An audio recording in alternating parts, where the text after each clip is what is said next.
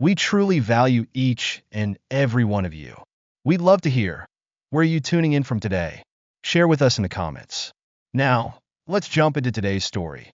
The late afternoon sun stretched long shadows across the meticulously manicured lawn of the Reynolds estate in California. Alex Reynolds stood at the edge of his stone patio, a tumbler of whiskey in hand, observing the crew of event staff putting the finishing touches on what would be his daughter Emily's engagement celebration. At 52, he exuded the quiet confidence of a self-made man who had built San Francisco's top real estate firm from the ground up with nothing but determination and vision.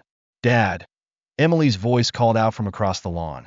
She was glowing in a light pink gown, her dark hair elegantly styled. "The florists want to know where to put the extra bouquets." Alex smiled and motioned toward the garden entrance. "Wherever your mother decided.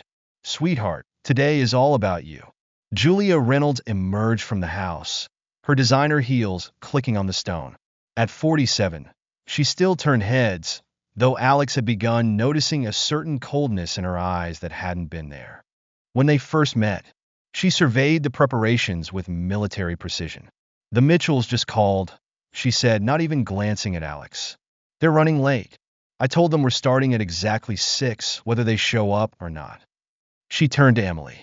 "Darling, go check the table settings. The staff can't seem to follow simple instructions." Emily hesitated, glancing at her father. Alex gave her a reassuring nod. "Go ahead, sweetheart. Your mother has a way of knowing best about these things." As Emily walked off, Alex's son Jack appeared from the house, already looking uncomfortable in his tailored suit. At 24, Jack was the spitting image of Alex at that age, though without the same drive that had propelled Alex to success. "The Cartwrights just arrived," Jack announced, adjusting his tie. "Paul needs you to sign a few papers, Dad." Alex suppressed a frown. "Business can wait. This is your sister's special day." "It's just a few signatures," Julia interrupted sharply. "Paul said it's routine paperwork for the property transfers. Might as well get it done before the guests arrive." Before Alex could respond, his youngest daughter Lily, at 21, bounded down the patio steps. "Mom, Mrs. Thompson, wants to know about the seating arrangement again. She says she can't sit at table 6. Julia's composure cracked slightly. "That woman." She stalked off toward the tent, Lily trailing behind her.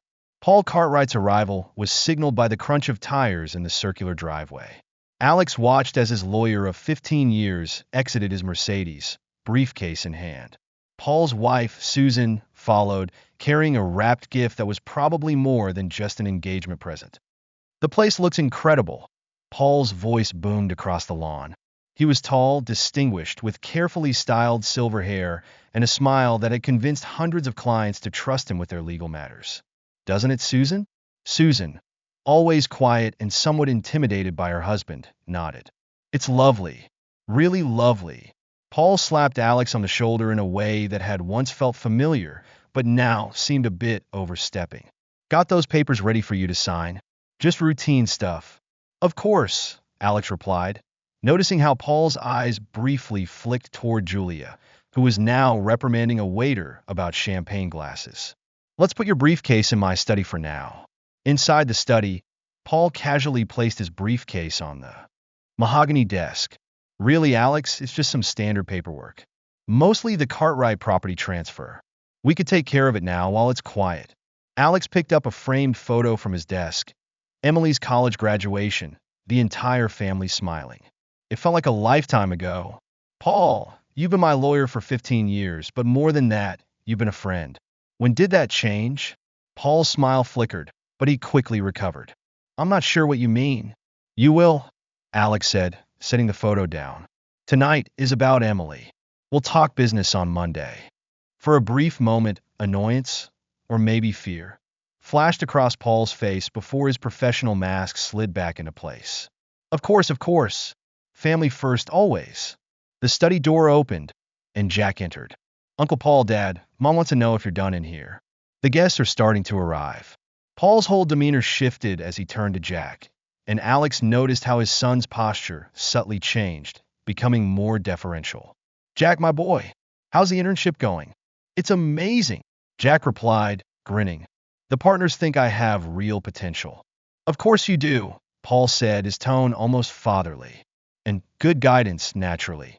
Alex watched this exchange closely, mentally noting every subtle shift. We should get moving. Emily will want photos soon. As the sun began to set, casting a golden glow, the garden party was in full swing. Alex moved through the crowd, embodying the role of the proud father and successful businessman. He accepted congratulations, discussed industry trends with fellow CEOs, and kept an eye on his family's movements. He noticed how Julia always seemed to know where Paul was, their paths crossing just a bit too often to be mere coincidence. He saw Jack lingering near Paul's social circle, laughing too loudly at the older man's jokes. Lily, typically glued to her phone, kept glancing between her mother and Paul with what looked like nervous excitement. Mr. Reynolds? A waiter approached with a phone.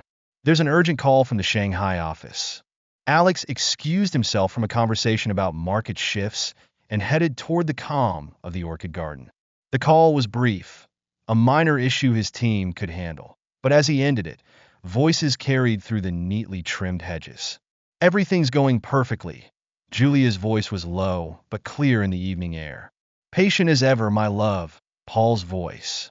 Followed, accompanied by the unmistakable sound of a kiss. We've been altering Alex's legal documents for years. The properties, the company shares, everything's in our names now. Alex's hand tightened on his phone, but he remained still, composed. 25 years of high-stakes deals had taught him the importance of waiting for all the facts before making a move. Dad's such a fool. Jack's voice joined them, and Alex's stomach twisted. Always so focused on his precious company. He never notices. Our real dad's so smart, Lily's voice added, and the weight of the betrayal hit Alex. No one suspects a thing. The Cartwright property transfer is the final piece, Paul said. Once Alex signs those papers tonight, everything will be legally foolproof. Another year of careful moves, and we can finally drop the act. I'm tired of pretending to be the perfect wife. Julia's voice dripped with disdain. Do you know what he said this morning? He actually thanked me for making our house a home, as if I haven't been plotting to destroy it for years. Patience, darling. Paul's voice was smug, confident. Alex is brilliant in business. I'll give him that.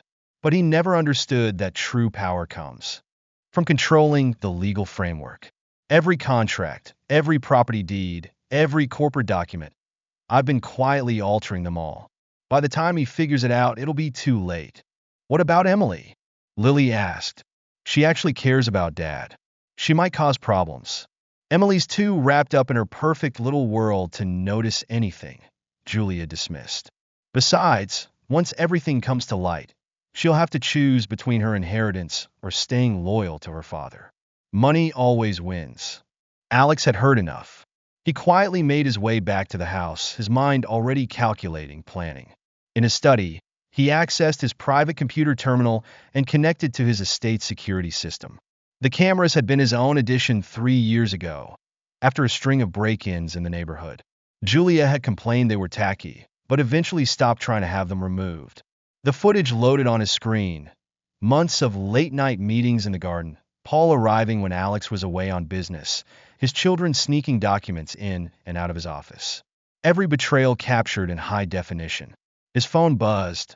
A text from his head of cybersecurity responding to his urgent request. Multiple unauthorized access points detected. In our system, all traced back to PC's firm. Hundreds of altered documents found in backdated folders.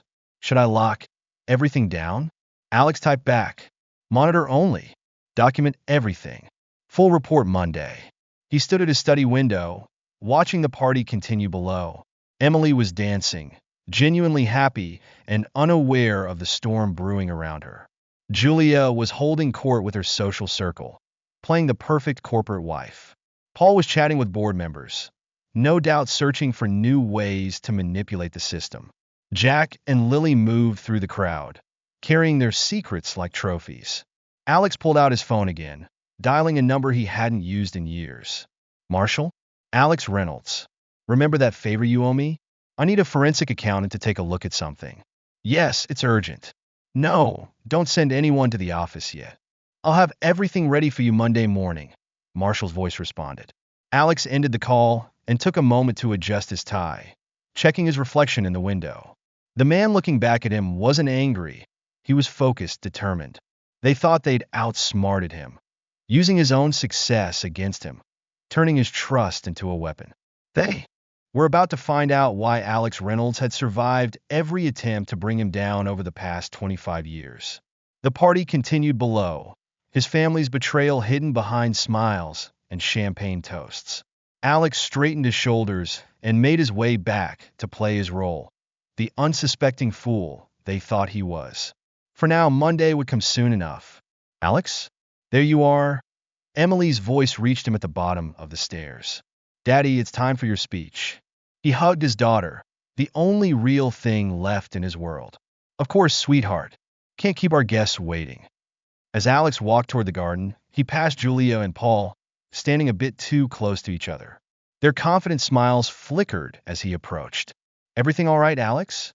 Paul asked, his tone overly concerned. You seemed distracted earlier. Never better, old friend, Alex replied, his smile genuine, though not for the reasons they assumed. Never better.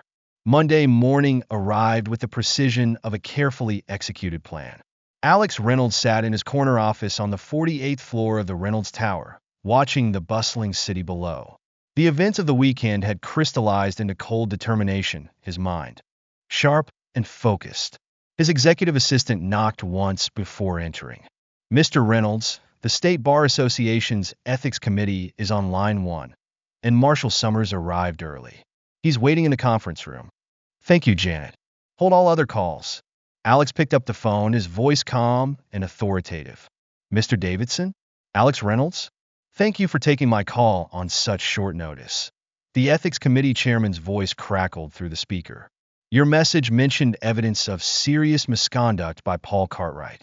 Given your position in the business community, we're treating this with the utmost priority. I'm sending over documentation now, Alex replied, his mouse clicking through files as he spoke. My team has compiled evidence of systematic document alterations, fraudulent transfers, and serious breaches of attorney-client privilege. A pause on the line as Davidson received the files. My God, this is extensive. Mr. Reynolds, this goes beyond simple misconduct. This is criminal conspiracy. I'm aware. I trust the Bar Association will handle this appropriately. We'll convene an emergency panel immediately. Mr. Cartwright's license could be suspended by the end of the week, pending a full investigation. Alex ended the call and strode toward the conference room. Marshall Summers, forensic accountant extraordinaire, was sitting at the table, surrounded by laptops and piles of documents. At 60, with wire-rimmed glasses and a prosecutor's demeanor, he had built his career untangling the most complex financial frauds. Alex, Marshall stood, extending his hand. I've been reviewing the preliminary data since your call. This is sophisticated work. They've been building this trap for years. Show me, Alex said. Marshall pulled up a series of diagrams on his laptop. Paul created a network of shell companies, all registered in Julia's maiden name or through proxy owners. Each time Paul handled a property transfer for your legitimate business, he created a shadow transaction. Alex studied the complex web of arrows and corporate entities. The Cartwright property? That would have been the crown jewel. Marshall pointed to a highlighted section. Sign those papers, and ownership of your entire commercial portfolio would have shifted to their control within 6 months. Clean, legal, and virtually irreversible without proving fraud, which is exactly what we're going to do. Alex's phone buzzed, a text from his head of cybersecurity. Full digital forensics complete. Found encrypted communications between PC and your wife dating back 5 years. All documented. Alex forwarded the message to Marshall. Add that to your evidence pile. I want everything ready for the board meeting at 2. The morning passed in a blur of focused activity. By 1:30, Alex's executive team had assembled in the main boardroom. Paul's usual chair sat conspicuously empty. Ladies and gentlemen, Alex began, standing at the head of the table, what I'm about to share will be disturbing. It will also explain why I've called for an immediate audit and termination of all contracts with Cartwright Associates. The presentation was methodical devastating. With each revealed document, each played recording, the board members' expressions shifted from confusion to shock to anger. This exposure puts us all at risk, Gerald Matthews, head of legal compliance, stated flatly. Every contract Paul Cartwright touched needs to be reviewed. Already in progress, Alex assured them. I've engaged Marshall Summers to lead the forensic audit. But there's more, Alex said as he played the surveillance footage from his home, showing the midnight meetings, the conspiracies hatched in his own garden. Several board members visibly recoiled at the personal nature of the betrayal. My God, Alex, Patricia, his longest-serving board member, whispered, your own family? Business first, Alex cut off. Any sympathy? I need unanimous board approval to sever all ties with Cartwright Associates and initiate legal proceedings. The vote was immediate and unanimous. Across town, Paul Cartwright sat in his corner office, unaware of the approaching storm. His secretary buzzed through. Mr. Cartwright? The State Bar Association is here. They say it's urgent. Paul straightened his tie, confident in his ability to handle any legal challenge. The confidence evaporated as 3 stern-faced committee members entered, followed by 2 forensic IT specialists. Mr. Cartwright, the lead investigator began, we have evidence of serious ethical violations and potential criminal conduct. We'll need your computers and access to all client files. This is ridiculous, Paul blustered. On whose authority? We have documented proof of fraudulent document alteration, misuse of client trust accounts, and conspiracy to commit fraud. The investigator's voice was implacable. Your license is suspended effective immediately, pending our investigation. Paul's law partners gathered in the conference room, watching through the glass walls as IT specialists began imaging his hard drives. Did you know about this? Thomas Reynolds, the founding partner, demanded of the others. Any of it? Heads shook in mute denial. He has to go, Reynolds decided. Now, before this takes down the whole firm. In the Hamptons, Julia Reynolds was holding court at her weekly tennis club luncheon when her phone buzzed. The text from Paul sent ice through her veins. Bar Association here. They know everything. Alex knows. Delete everything now. Her hand trembled as she set down her mimosa. Around her, her social circle continued their mindless chatter about renovations and summer plans. Julia? Her friend Catherine touched her arm. You've gone quite pale. I need to go. Julia stood abruptly. Family emergency. She was halfway to her car when another text arrived, this one from Jack. Mom! Firm putting me on immediate leave. What's happening? Lily's text followed seconds later. Dad knows. Henderson Law School called about irregularities in my application. What do we do? Julia's perfectly managed world was unraveling with terrifying speed. She tried calling Paul, but his phone went straight to voicemail. Her next call was to their private banker in the Cayman Islands. I'm sorry, Mrs. Reynolds. The banker's accent was carefully neutral. Those accounts were closed last week. Mr. Cartwright had full authorization. Julia's manicured nails dug into her steering wheel. Paul had betrayed her. After all their careful planning, he'd taken the money and was probably planning to blame everything on her. Back at Reynolds Tower, Alex received another update from his team. He allowed himself a small smile as he read the reports of Paul's suspension, the chaos at his firm, and the freezing of offshore accounts. His phone lit up with Julia's name. He let it ring through to voicemail. Grace appeared in his office doorway, her face pale but composed. Dad, can we talk? Alex gestured to a chair. His daughter sat, her engagement ring catching the afternoon light. Thomas's parents saw the preliminary Bar Association report, she said quietly. They're concerned about the wedding. What do you want to do? Alex asked. Grace met his eyes directly. I want to know the truth. All of it. Alex pulled out a file and handed it to her. Read it. Take your time. Then decide. As Grace read, her composed expression crumbled. Mom and Paul. All this time? And Marcus and Lily knew. Yes. The engagement party. They were using it as cover to get you to sign those documents. Yes. Grace's hands shook as she closed the file. I'm postponing the wedding. Thomas understands. I can't celebrate while our family is torn apart like this. You're not responsible for their choices, Alex said firmly. I know. Grace stood, straightening her shoulders in a gesture so like her father's. I'm going to call Thomas's parents myself. They deserve to hear it from me. Alex watched her leave, pride mixing with his cold anger. At least one of his children had inherited his integrity. His intercom buzzed. Mr. Reynolds, Mr. Summers has the complete forensic report ready for your review. Send him in. Marshall entered with a thick binder and a grim expression. It's worse than we thought. Paul wasn't just helping your wife steal from you. He was skimming from every account he touched. The man's been running a sophisticated fraud scheme across multiple clients. Perfect. Alex's smile was shark-like. Send copies to the Bar Association and the District Attorney's Office. Already done. Marshall hesitated. Your wife's involvement is extensively documented. This will destroy her. She destroyed herself. Alex turned to the window, his reflection hard and clear in the glass. She just doesn't know it yet. The rest of the week unfolded like a perfectly executed business plan. Paul's law partners, desperate to save their firm's reputation, voted to remove him completely. The Bar Association fast-tracked their investigation, uncovering more evidence with each passing day. Marcus found himself escorted from the law offices, his promising career evaporating as the scandal grew. Lily's acceptance to law school was rescinded pending an investigation into her role in the document fraud. Julia's carefully cultivated social circle began to dissolve as details leaked. Her text messages became increasingly desperate. Alex, we need to talk.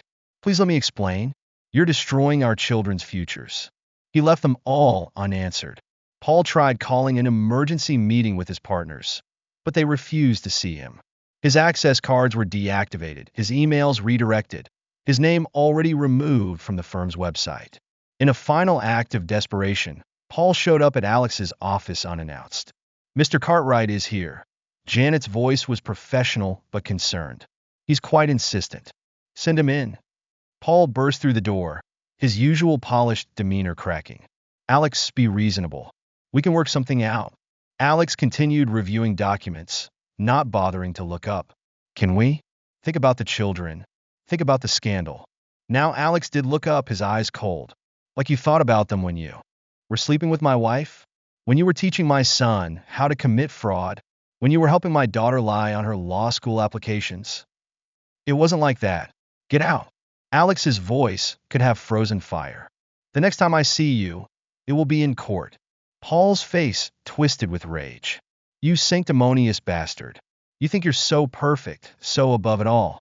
Julia came to me because you were always too busy with your precious company to notice her. And now I'm using that precious company to destroy you. Alex pressed his intercom. Security, please escort Mr. Cartwright from the building. Permanently.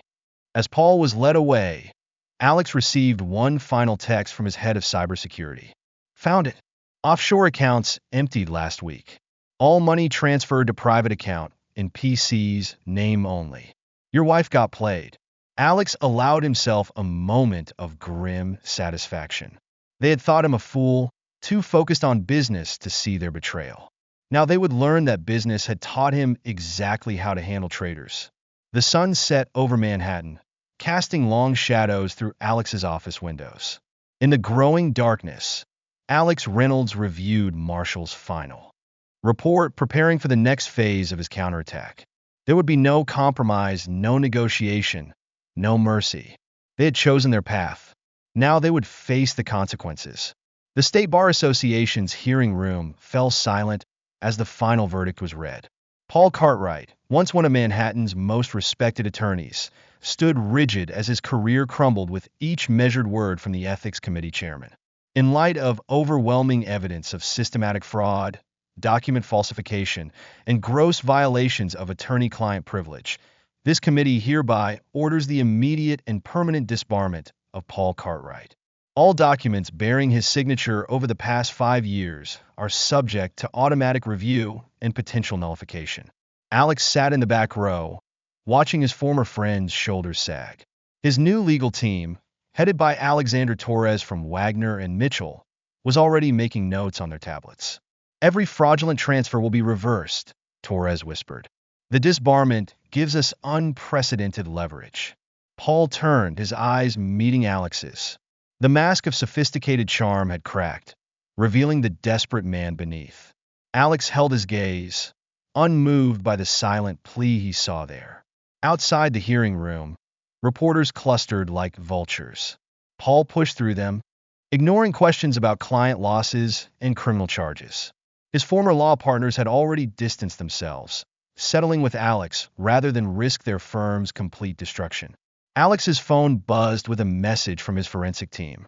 Found hidden partition on PC's laptop. Evidence of systematic embezzlement from his own firm. Sending details to DA's office now. The next few weeks unfolded with the precision of a military campaign. Alex's new legal team moved swiftly, leveraging Paul's disbarment to unwind years of fraudulent transfers. Properties, company shares, and assets flowed back into their rightful accounts. In their Hamptons mansion, Julia received the divorce papers with trembling hands. Her attorney, a third-rate lawyer since no top firm would touch her case, looked grim. "Mrs. Reynolds, I must be frank. The evidence against you is overwhelming. Mr. Reynolds' team has documented your role in every fraudulent transfer. You're facing potential criminal charges. But the offshore accounts," Julia's hands trembled. "Empty." The lawyer shuffled uncomfortably. "Mr. Cartwright cleared them out last month. The funds were traced to a private account in his name, then disappeared." Julia's perfectly maintained facade cracked. "That bastard. After everything we planned." "Mrs. Reynolds," her lawyer cut in sharply. "I advise against finishing that sentence. Let's focus on damage control." Marcus and Claire sat in Alex's office the following day, both looking considerably less polished than usual. Marcus's designer suit couldn't hide his haunted expression. Claire's law school dreams lay in ruins. "Henderson Law has officially rescinded my acceptance," Claire said, her voice small. They said involvement in document fraud makes me unfit for legal education. The firm's ethics committee is reviewing my internship," Marcus added. "I'll never pass the character and fitness review for the bar exam now."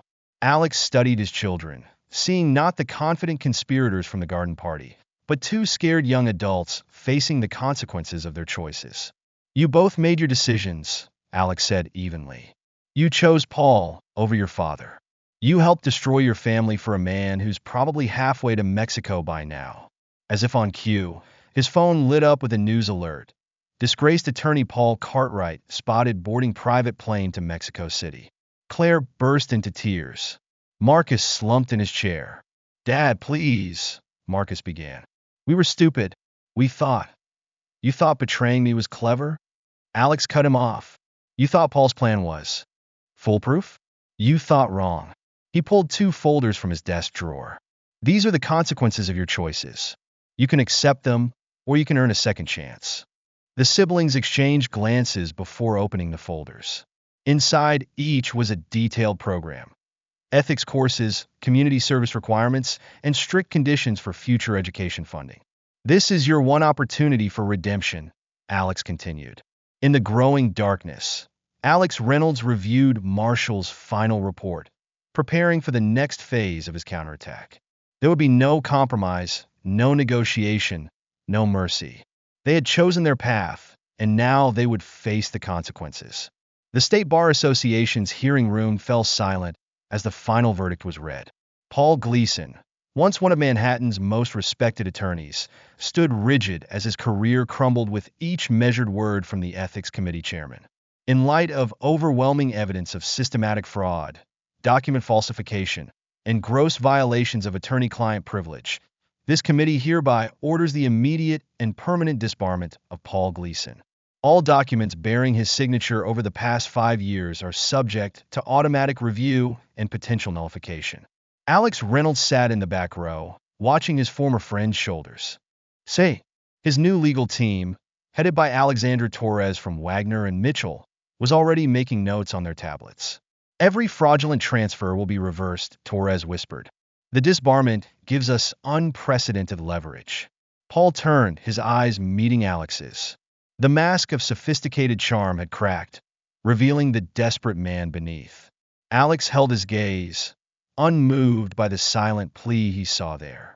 Outside the hearing room, reporters clustered like vultures. Paul pushed through them, ignoring questions about client losses and criminal charges. His former law partners had already distanced themselves, settling with Alex rather than risk their firm's complete destruction. Alex's phone buzzed with a message from his forensic team. Found hidden petition on PG's laptop. Evidence of systematic embezzlement from his own firm. Sending details to DA's office now. The next few weeks unfolded with the precision of a military campaign.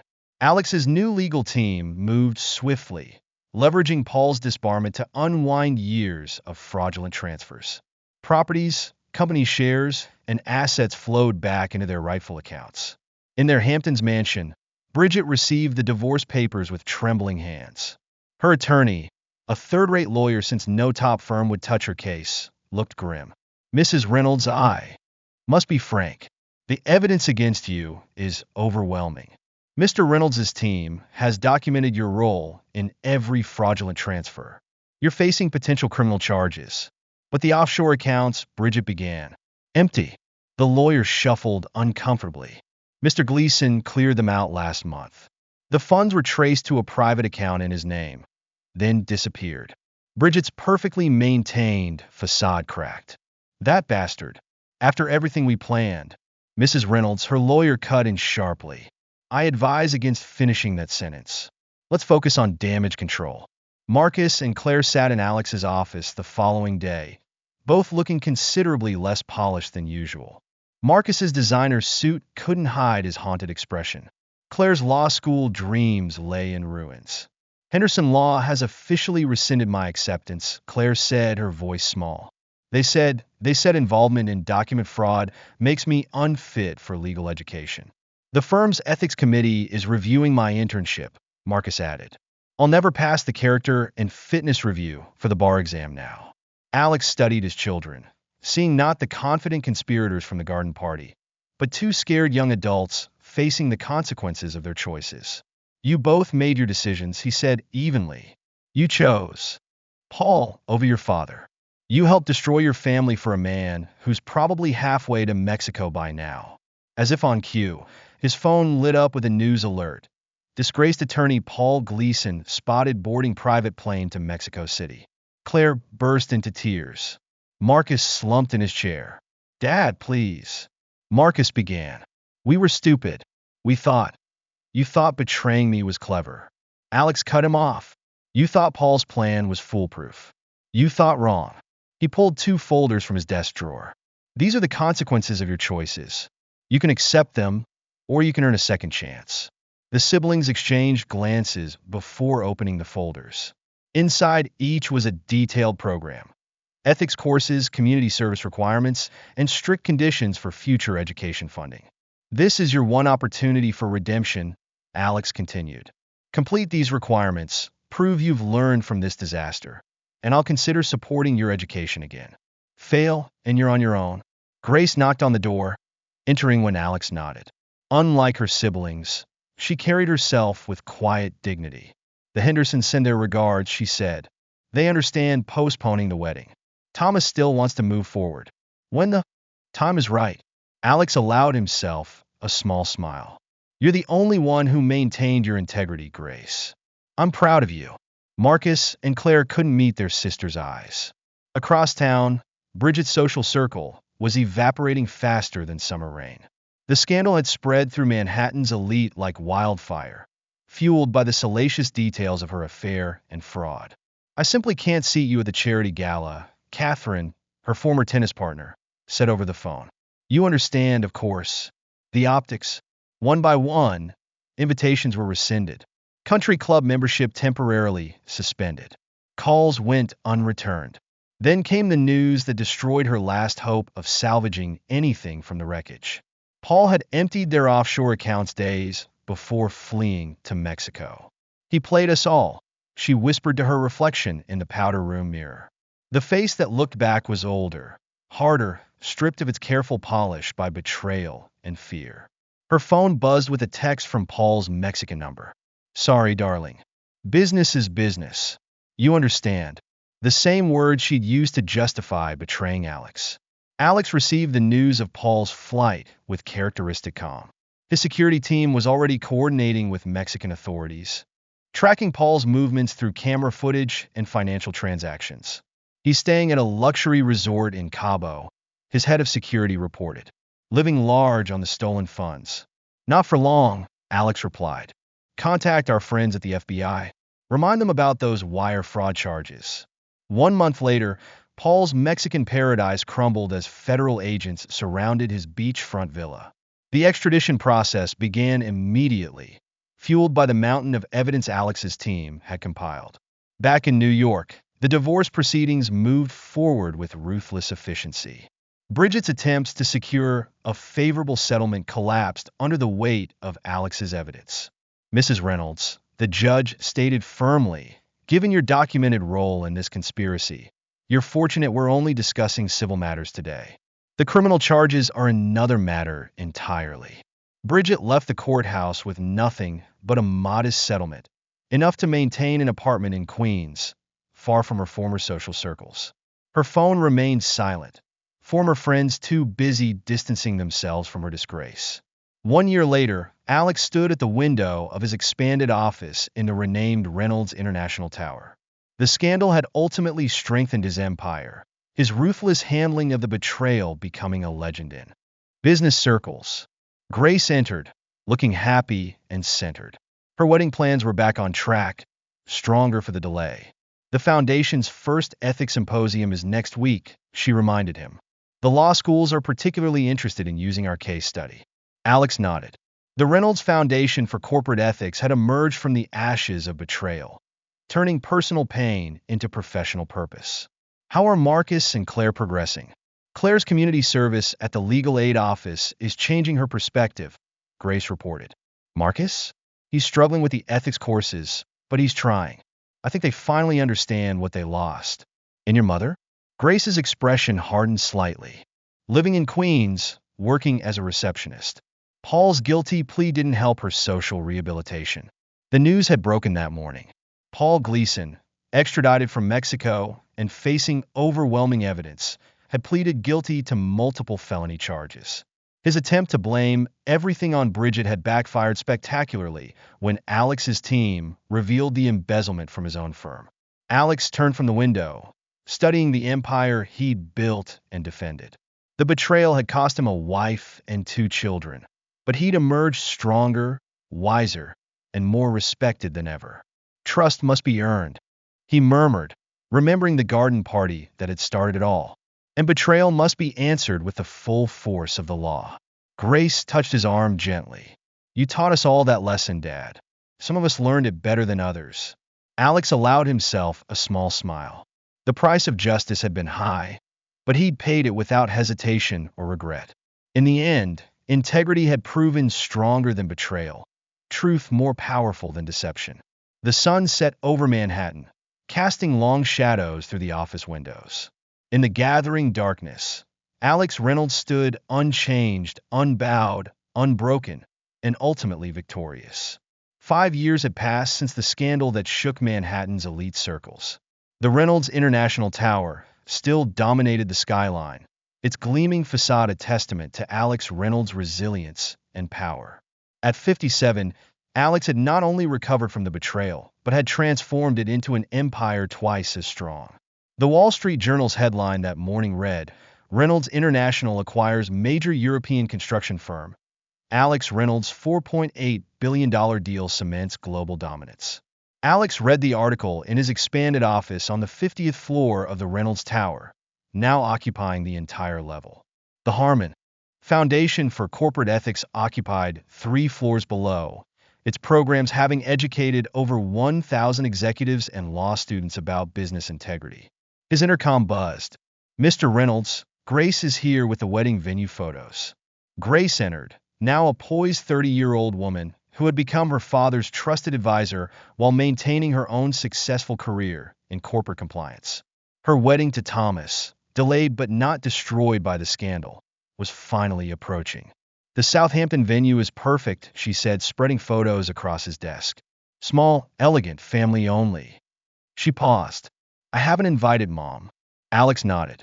The mention of Bridget no longer carried any emotional weight. Their paths had diverged completely after the divorce. Her fall from grace as total as his rise had been meteoric. Have you heard the latest about her? Grace asked carefully. Alex raised an eyebrow. You know I don't follow that part of our history. She's working as a receptionist at a small dental office in Queens, living in a one-bedroom apartment, using her maiden name.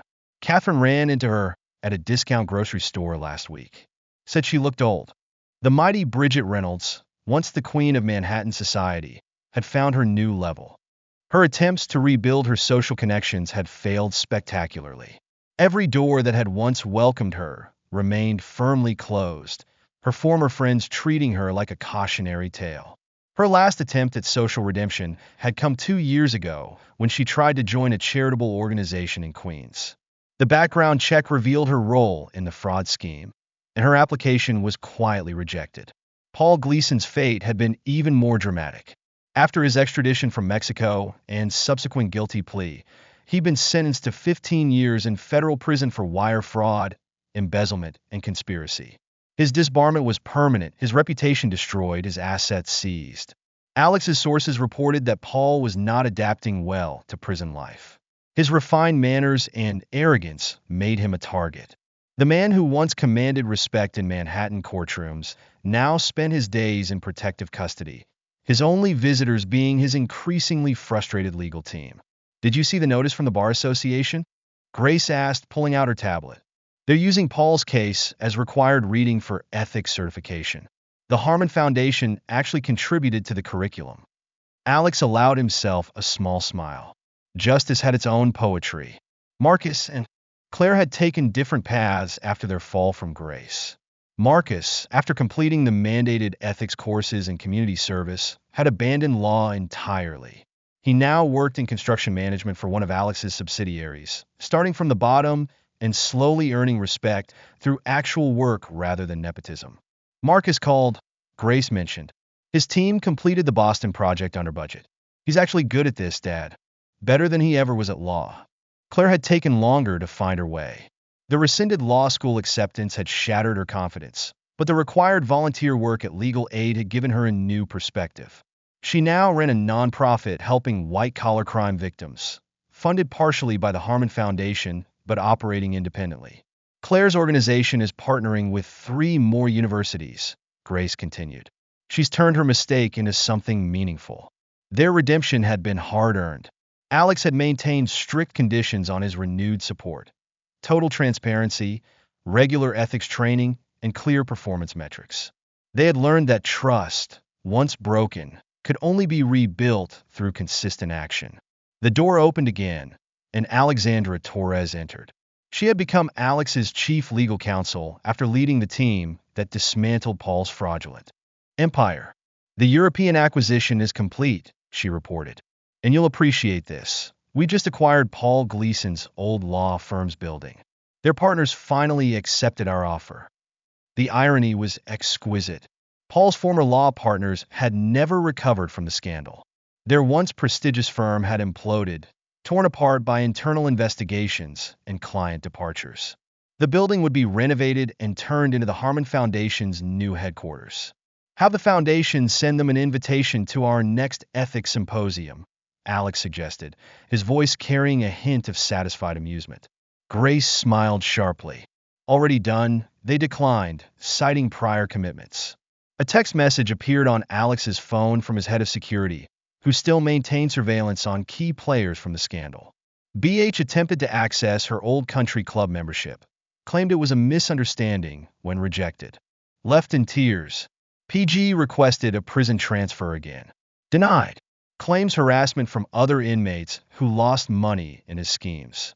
Alex archived the message without comment. Their suffering held no pleasure for him. It was simply the natural consequence of their choices. Thomas Henderson, Grace's fiancé, arrived for their lunch appointment. At 32, he had proven his loyalty during the scandal standing by Grace despite his family's initial concerns. Now a partner in his father's investment firm, he had earned Alex's respect through his integrity. Sir, Thomas greeted Alex warmly. The foundation's impact report is impressive. Our firm is implementing the ethics training program company-wide. Over lunch in Alex's private dining room, they discussed the upcoming wedding. Grace had chosen to hold it in the same Hamptons estate where the betrayal had been discovered, a decision that spoke to her resilience. The rose garden has been redesigned, Grace mentioned. No more hedges. Alex nodded, remembering that night 5 years ago. The garden where he had overheard their conspiracy had been transformed into an open space filled with flowers. No more hidden corners for secret meetings. Later that afternoon, Alex visited the Harmon Foundation's offices. The walls were lined with case studies, including a detailed analysis of Paul Gleason's downfall titled The Price of Betrayal: Ethics, Trust, and Consequences in Corporate Law.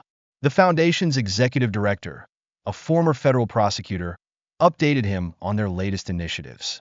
We've had requests from law schools across the country. Your story has become the definitive case study in professional ethics. Any word from Henderson Law School? Alex asked, thinking of Claire's rescinded acceptance. They've adopted our full curriculum. Their dean specifically cited the Gleason case as a turning point in their ethics education. The day's final meeting was with his expanded board of directors. The company had tripled in size since the scandal, Alex's decisive handling of the crisis having attracted investors impressed by his integrity and strength. The European acquisition makes us the largest construction firm in the Western Hemisphere, his CFO reported. Our ethical business practices have become a major selling point. After the meeting, Alex worked late into the evening, reviewing reports and planning future expansions. His empire had been built on skill and transformed by betrayal into something even stronger. A news alert popped up on his screen. Former Society Queen Bridget Carlton, formerly Harmon, denied loan application. Sources say credit ruined by fraud charges. In her tiny Queens apartment, Bridget stared at her reflection in a cheap mirror, barely recognizing the woman she had become. Her designer clothes were long gone, replaced by off-the-rack basics.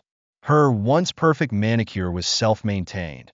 Her hair showing strands of gray, she could no longer afford to color professionally. Her phone, no longer the latest model, showed a message from her current lawyer. Petitioned a modified divorce settlement. Denied. Judge cited ongoing evidence of fraud participation.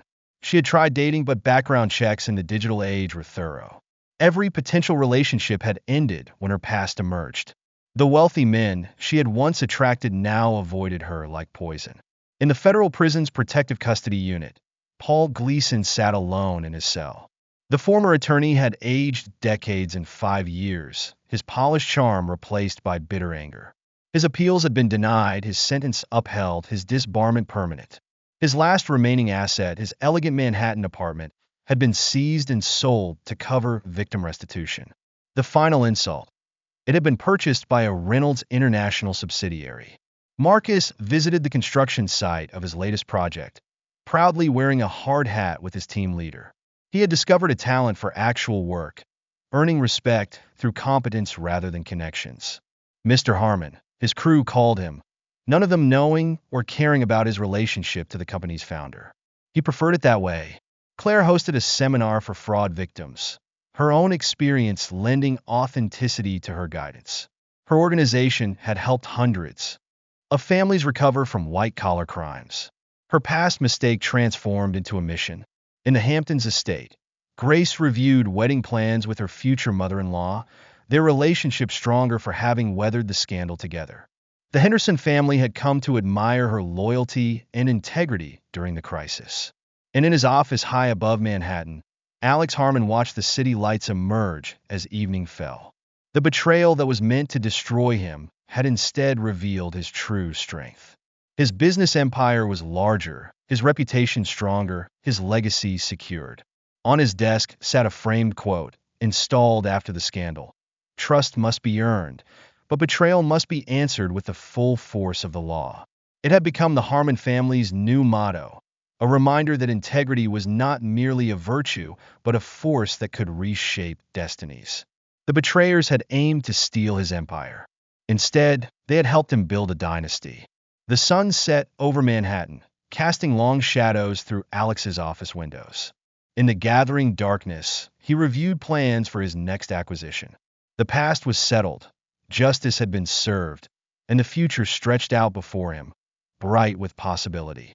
Trust once broken could never be fully restored, but wisdom, earned through betrayal, could build something far greater than what was lost.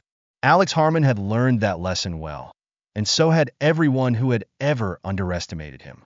Thank you for watching the video until the end.